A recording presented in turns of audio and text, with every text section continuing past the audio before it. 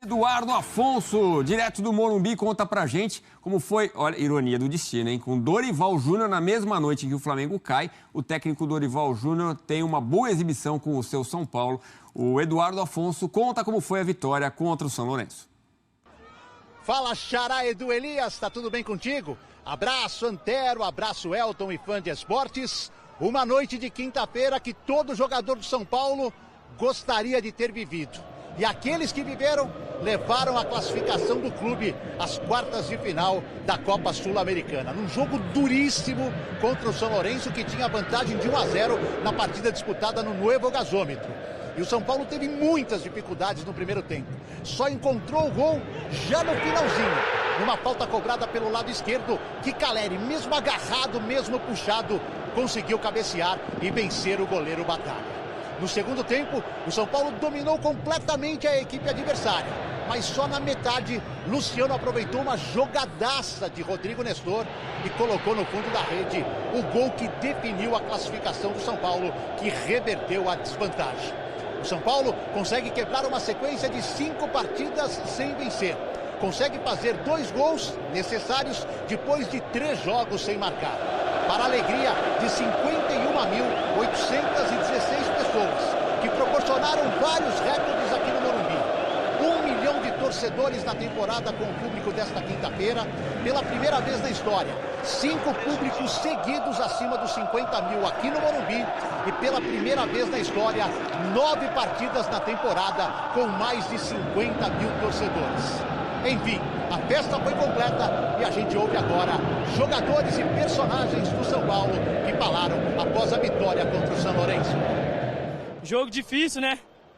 A gente sabia que a arbitragem ia tentar picotar o jogo, que a equipe deles também ia fazer muita cera. Fizeram, mas a gente foi superior o tempo todo.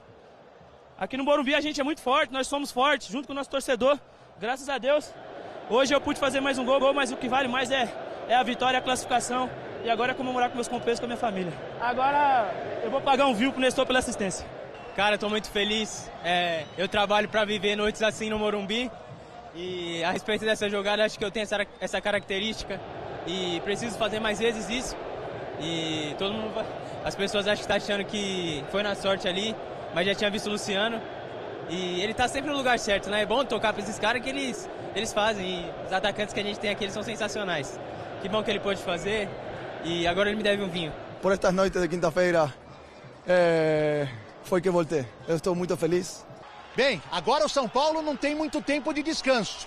Vai jogar com o Flamengo pelo Campeonato Brasileiro e na próxima quarta-feira tem outra decisão, desta vez pela semifinal da Copa do Brasil contra o Corinthians aqui no Morumbi. O jogo terminou com uma grande preocupação. Caio Paulista sentiu uma lesão muscular na coxa. No segundo tempo, será reavaliado e preocupa para esta sequência complicada do tricolor. Mas tem a boa notícia.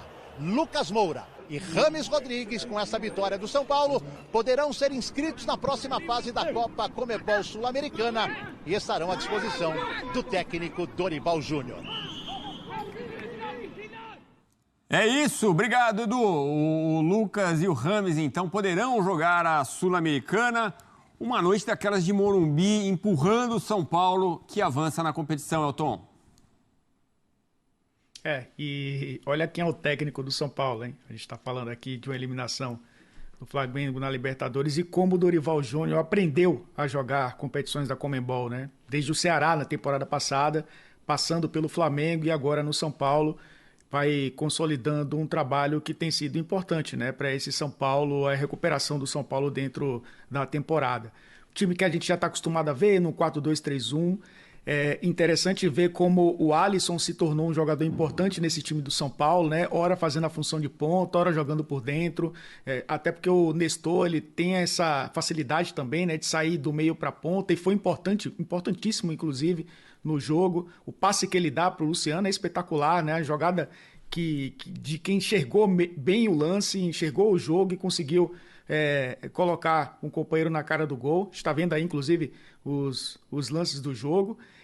Um time que foi consciente defensivamente e do meio para frente soube jogar com repertório, porque não é o São Paulo do contra-ataque, de buscar o Wellington Rato com muita velocidade, ou o Alisson quando sai um pouco mais, o Luciano também.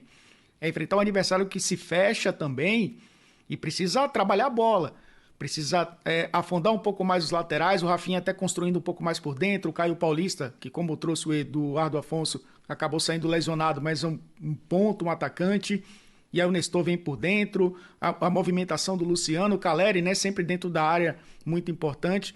É um jogo posicional, né, do Dorival, mas que também tem essa variedade que acaba sendo caótica e caótica no sentido positivo em alguns momentos, que é necessário, justamente por essa mudança de posicionamento do Nestor, do Alisson, do Luciano. É uma classificação importantíssima para o São Paulo de um time que está encontrando a identidade. Eu acho que isso é importantíssimo. E vai ganhar duas boas adições, né, Edu? A entrada do Lucas é um jogador que pode funcionar muito bem, né, como ponta, jogando também um pouco mais por dentro. E o Rames Rodrigues, que é o construtor, né? É um jogador que pode também funcionar como segundo atacante. São Paulo vai muito mais forte, cada vez mais candidato ao título, né? A Sul-Americana, um título que o São Paulo já conhece e que, inclusive, um cara que está retornando, que é o Lucas, fez seu último jogo numa competição como essa e levantou a taça. São Paulo vivo por um título na temporada. Pois é, São Paulo atual vice-campeão da Sul-Americana, né? Perdeu para o Independente Del Valle. O Antero, realmente a jogada do Rodrigo Nestor é espetacular porque ele, quando a gente vê, ele traz a bola para trás e a zaga toda do São Lourenço acompanha. Ele engana todo mundo e encontra o Luciano. Ele disse que foi consciente, isso, disse que até que o Luciano deve um vinho para ele. Mas Nestor, um dos destaques, né? Agora, se o São Paulo perde esse jogo, para o duelo da quarta-feira contra o Corinthians, semi da Copa do Brasil, ia dar uma desanimada. Agora é o contrário. Com uma vitória assim, chega com força para o jogo da próxima quarta-feira, com a chegada do Lucas, do Rames, o Corinthians sem o Guedes. E eu estava até pensando, será que é o caso de poupar elenco contra o Flamengo no fim de semana? Olha, eu imagino que o Dorival deva optar por um time misto, né? Porque no Brasileiro, se perder também não vai fazer muita diferença. E na Copa do Brasil, sim, faz muita diferença. Então, o São Paulo está na briga por um título na Sul-Americana, pode continuar na briga por outro, ser finalista da Copa do Brasil, uma taça que ele não tem. Então, é uma opção muito viável, vejo como lógica até se o Dorival poupar meio time ou vários dos seus titulares. E o São Paulo, que terá agora duas grandes opções, com o Lucas e com o Rames Rodrigues, mas você vê que o Dorival basicamente encontrou um time equilibrado, com o Rafinha, com o Arboleda, com o Beraldo, com o Caio, Pablo Maia, Nestor, o Alisson, que o Elton destacou muito bem, com o Rato, com o Luciano, o Caleri. Quer dizer, o São Paulo tem uma cara, pode ficar com uma cara bonitinha, né? Bem mais bonita até, com esses dois nomes importantes que acabaram de chegar. Uma vitória merecida, uma vitória em que o São Paulo quase não correu o risco, teve acho que uma bola na trave, né, no travessão. O São Paulo foi muito seguro, foi muito firme, soube segurar a vantagem do 1-0, a vantagem do 2-0, não correu riscos. Agora, eu fico sempre interessado quando um jogador, no caso o Luciano, falou o juiz ia segurar o jogo, ia picotar, nós sabíamos. Como sabíamos? Quem que falou? Por quê? Qual a intenção da arbitragem? É o sistema também, será?